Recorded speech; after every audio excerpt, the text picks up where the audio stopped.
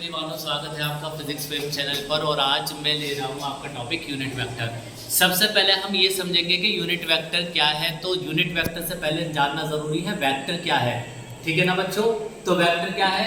Vector वो quantity होती है जिसमें मैग्नीट्यूड और डायरेक्शन दोनों होते हैं। जिसका एग्जांपल आपका फोर्स वेक्टर क्वांटिटी है, डिस्प्लेसमेंट वेक्टर क्वांटिटी है, टॉर्क वेक्टर क्वांटिटी है। लेकिन अब बात यह है यूनिट वेक्टर क्या है।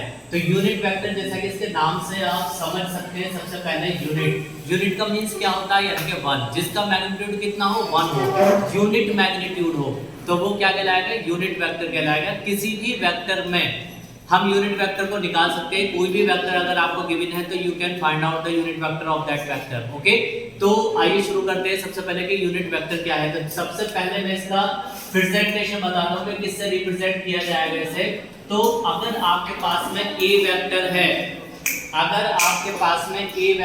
तो ए वेक्टर का जो यूनिट वेक्टर होगा वो बराबर होगा किसके, ए कैप। यानी कि ए का जो यूनिट वेक्टर है, unit vector of A vector, तो वो क्या है, ए कैप है। अब इसे हम फाइंड आउट कैसे करेंगे। तो इसके लिए एक फॉर्मूला होता है आपका कि ए वेक्टर बराबर, ए यूनिट वेक्टर बराबर होता है ए वेक्टर अपॉन ए, जहां पर ये जो ए वेक्टर है ये शो करता है कंप्लीट वेक्टर को, और ये जो ए है ये शो करता है किसे, मैग्नीट्यूड को, राइट।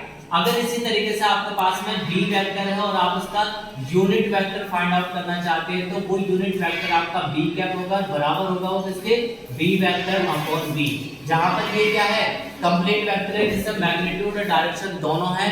लेकिन ये जो है आपका, ये सिर्फ मैग्नीट्यूड को शो करता है, मैग्नीट्यूड। और एक तरीका और है इसका शो करने का, B vector upon mod B vector. अगर किसी वेक्टर को हम मोड में लिख देते हैं तो वो उसके मैग्नीट्यूड को शो करता है। इसी तरीके से इसे भी हम किस तरीके से शो कर सकते हैं, ए वेक्टर अपॉन मोड ए। मोड जो होता है किसी भी वेक्टर का, उसके मैग्नीट्यूड को शो करता है। लेकिन अब बात यह आती है कि यूनिट वेक्टर हम एक्सिस पर भी ले सकते हैं, एक्स वाई जेड एक्सिस तो बिल्कुल ले सकते हैं। देखिए हमारी 3 एक्सिस होती है, एक्स एक्सिस, वाई एक्सिस और जेड एक्सिस। तो एक्स एक्सिस पर जो यूनिट वेक्टर होता है वो आई कैप होता है, जे एक्सिस पर जो यूनिट वेक्टर है वो जे कैप है, और जेड एक्सिस पर जो यूनिट वेक्टर है वो के कैप है। अगर ये किसी भी वेक्टर के साथ में हमें आई कैप, जे कैप या के कैप लगा हुआ मिलता है तो हम ये समझ जाते हैं कि ये वेक्टर कौन सी एक्सिस पर है।